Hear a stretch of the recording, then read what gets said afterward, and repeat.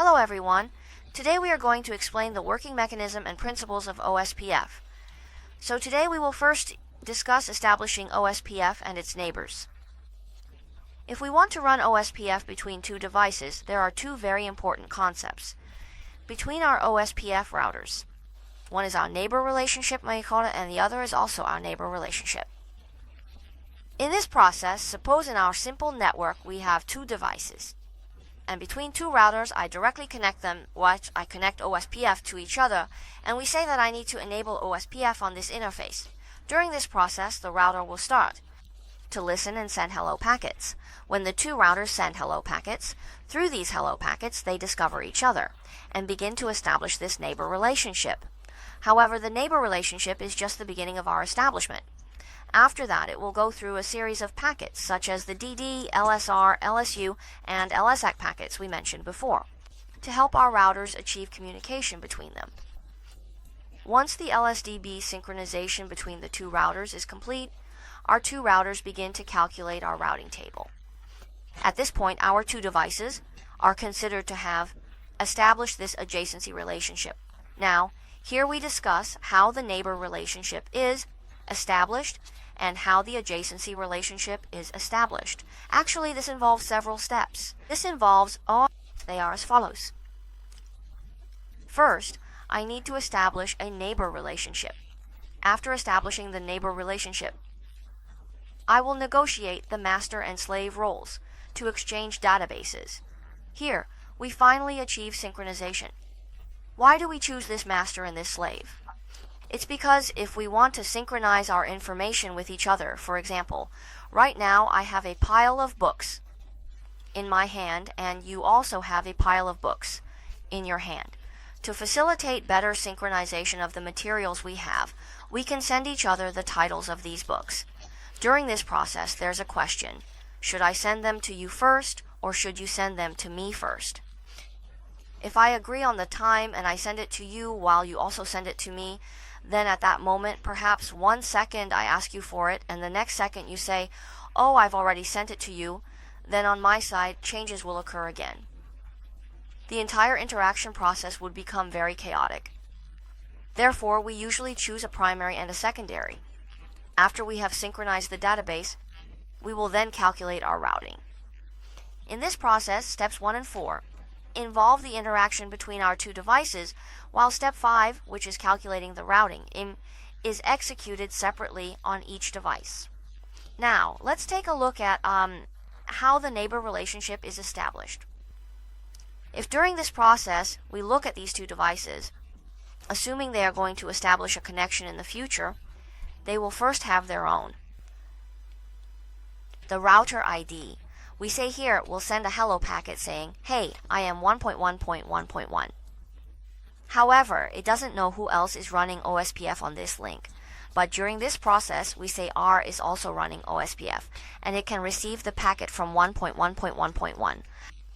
So here, if I send this hello packet now, actually, when we say R, will also send this hello packet at the same time. In other words, both ends will send it, but what happens here? Let's see. If one sends this hello message, and then to here, he discovers that one sent this hello message. At this point, he will change his status to init. Now, if during this process, he received this init, he becomes init, which means as long as he receives this hello packet from another router, he will switch from the down state to the init state. After switching to the state, at the same time, he will continuously send out hello packets. And at this point, he already knows, oh, now there's someone outside called 1.1. So the hello packet he sends at this time, inside, it will mark, hey, I am 2.2.2.2. I found a neighbor. The neighbor is 1.1.1.1. And this will be included in our hello packet and sent out. Now, if RE receives a hello packet from R that contains its own router ID, during this process, it will switch the state to the two-way state. We say that in this interaction, the process is essentially mutually beneficial and bidirectional.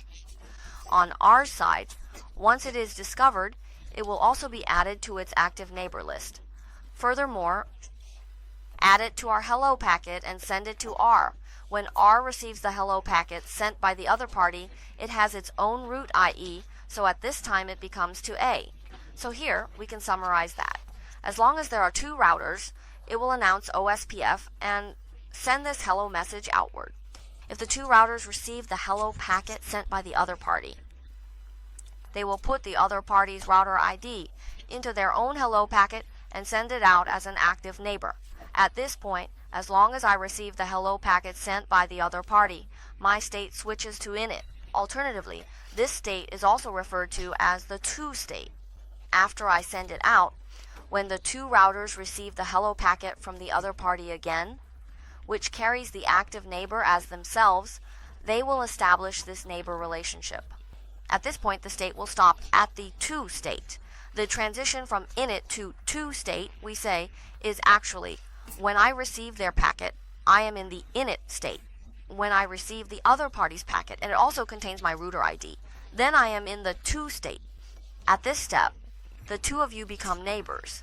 Next, in this process, after becoming neighbors, we need to think about synchronizing our databases. If during this process, the two devices each send out the DBD packet separately, but initially these DBD packets are empty without any summary information. 导网. Why is there no summary information? Because the first round of DBD packets is actually used to determine the master or slave role. If initially during this process, each device considers itself as the master. In the e-start state, they will both send their own DBD packets, which are empty and contain nothing. After sending, the two devices will compare to see which one is superior. What do they compare? Here they compare the router ID. For example, if one is 1.1.1.1 and the other is 2.2.2.2, during this process the larger one is better. So our 2.2.2.2 will become the master. Now in this process, if it becomes the master, when it becomes the master router, what will it do here? In this context, it will proactively start sending its hello packets. During this process, it tells me, look, this is my database. What do I have inside? Now, in this context, as soon as it sends the DDP packet or DDP summary message, its state will switch to the extend exchange state. As for our main router, it actually remains in the S* state. So when does it also switch to exchange? After sending the summary to the main will also send it to the secondary. Lacking this summary message, in this context, after the main device sends this summary message, it will switch to the exchange state. Now, during this process, we say that both ends send the DDP message and DDP summary message to show each other what they have. Then, during this process, it will realize, oh, I understand now, I know what is in R2's database. And the other side will also know, oh, I understand now, I know what is in R1's database. After this, an additional DDP message will be sent to confirm the DDP message sent by the main router, and the DD packet can see that there is XYY here. Y plus 1, what is this? This is a sequence number indicating that I confirm I have received your information. Because during this process, both parties need to exchange this database. I need to confirm that I have received your database. So how do we express this? If we refer to something like TCP, I can use an ACK position, meaning I have a specific parameter to tell you, hey, I received it. For example, if I ask everyone, hey, can you hear me speaking now? And everyone says yes, it doesn't have any meaning other than confirming that you indeed can hear me.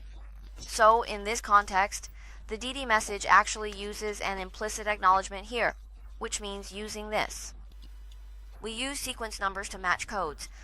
For example, initially the sequence numbers they generate have a random R1, and here it generates X. So what does R2 generate? R2 generates Y. After comparing, we say the first round is sent. After comparing the DD messages, we find that R2 becomes the master. So at this point, R1 wants to indicate, oh, I confirm that I am the slave and I have received the master's message. At this time, it will use the master's sequence number, and here R wants to inform R1. I have received the message you sent to me. And And here, to indicate its acknowledgement, it will use y+1. Meanwhile, we, as the slave, will use the master's sequence number to indicate acknowledgement. In other words, the slave uses the master sequence number to indicate acknowledgement, while the master uses its sequence number +1 to indicate acknowledgement. This way, it ensures that both databases can synchronize properly. Moreover, during this process, it can also indicate the receipt of the other party's message. This is our second and third step. Next, let's look at the fourth step. In this process, if we just send a TD message, a TikTok digest message, the other party will definitely check what's in your digest. Suppose we have 1234 here, but the message the other party sent me, their first digest, contains 125. 79. Now he will send an LSR message to inform him, "Hey, I don't have 5, 7, or 9 here. Can you send them to me?" In this case, R1 will request from the main, and the main will send it over. "Oh, so you don't have 5, 7, 9? Alright, I'll include these LICs in the LSU message and send them to you." After sending it to you, the other party needs to indicate, "Oh, I received it." In this process, a reply is needed to confirm receipt. Of course, this is the process of requesting from the main. The main will also request from the secondary. The same principle applies when sending an LSR message to request. The other party responds with an LSU message containing the actual LSA. And finally, the master sends an LSACK to the slave as a confirmation. In this process, we complete data synchronization in this manner. Once both parties confirm the data, we transition to the full state, meaning synchronization is complete. Entering the full state indicates that we have established a connection, signifying that our database synchronization is complete, and we have become adjacent. So, what is the difference between a neighbor and adjacency? If it's just a neighbor state, it means we have only confirmed the relationship, but have not synchronized our LSDB database. Therefore, we cannot complete the routing implementation. If it's adjacency, it means we have achieved database synchronization, and we can utilize the database to perform a series of calculations using the SPF algorithm. In the future, if we want to check whether the database has been successfully synchronized, or if our adjacency has been established, we can use the display OSPF peer command. To view the contents of our database, it will show the current state of our neighbors. For example, during this process, we can see here, first of all, it will have an OSPF process 1, which represents OSPF process 1, and our router ID is 1.1.1.1. In this context, we can see its process and its router ID. During this process, we can see area 0. Here we can see that this is our J1000 interface. I found a neighbor, ecom, and in this process, the neighbor's router ID is 2.2.2.2. Its interface IP address is 10.1.1.2, and the status is normal. And now, the status between the two of us is suggested to be 4, which means a connection relationship. Now, moreover, in this context, our priority, who is our master? It is 2.2.2.2, which is the main device. This means that during our previous exchange of hello packets, it also involves some DR and BDR. So, what are the DR and BDR in this neighbor table? I will gradually explain this here. Besides this, we also have our hello interval. The hello interval, the dead time will expire in 35 seconds. What about our hello interval? The hello packet is sent every 10 seconds. If during this process, under normal circumstances, I send you a packet every 10 seconds, and you also send me one every 10 seconds. So we establish and maintain this neighbor relationship. If I haven't received your packet in 40 seconds, then I think there might be an issue with our neighbor relationship. During this process, I will disconnect the neighbor for 40 seconds and this will age out if I continuously don't receive a message from the other side. Besides this, during this process, we can also see that my forwarding timer interval is 15 seconds. This means that if I don't receive your message for a certain period, I will retransmit to you every 5 seconds. If I don't receive it, I will retransmit to you every 5 seconds, and if I still don't receive it, I will retransmit again. Apart from this, we can also see here how long we have already established the neighbor relationship, and during this process, we can also see whether we have authentication. We can perform authentication for OSPF to ensure security. If it shows 0 here, it means we haven't done any authentication. This is the process of establishing an OSPF neighbor. During our OSPF learning process, there is another thing everyone needs to understand, which is OSPF has a network type. The OSPF network type is a very important interface type value, and we say that this value seriously affects some operations on it. For example, it determines whether to send OSPF OS packets and whether to elect a DR and BDR. First, let's introduce our network type. As for what a DR and BDR are, we'll come back and give a detailed introduction later. Here, the default OSPF network type of an interface actually depends on the data link layer encapsulation used by the interface. For example, as we can see in the diagram below, OSPF actually has 4 network types: broadcast, NBMA, point-to-multipoint, and point-to-point. In this process, if you want to make changes in the future, you need to go into the interface, modify the OSPF network type accordingly.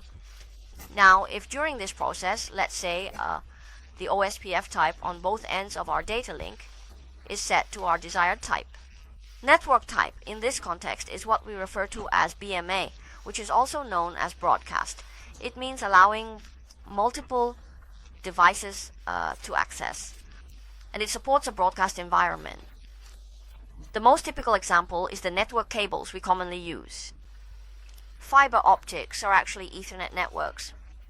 When we use Ethernet to encapsulate an interface, it defaults to this BMA type.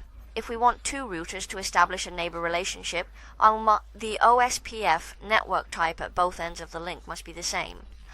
Otherwise, the 2 interfaces will not be able to establish a neighbor relationship. The OSPF network type can be modified on the interface to adapt to different network types. For example, we can change this BMA type to P2P.